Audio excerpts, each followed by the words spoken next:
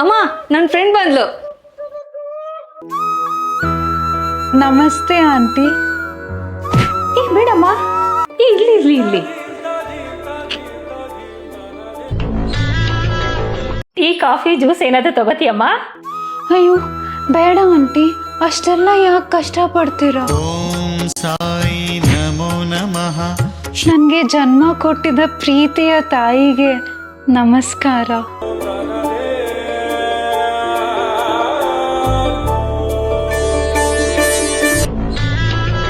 ಸರಿ, ನೀವಿಬ್ರು ಮಾತಾಡ್ತಾ ಇರಿ, ನಾನು ಕಾಫಿ ತಗೊಂಡ್ ಬರ್ತೀನಿ.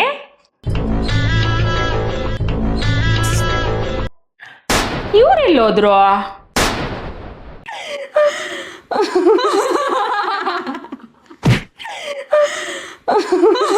Plan success. ನಿನ್ ಜೊತೆ ಇವಾಗ ಟ್ರಿಪ್ಪಿಗೆ ನಮ್ಮಮ್ಮ ಪಕ್ಕ ಕಳಿಸ್ತಾರೆ.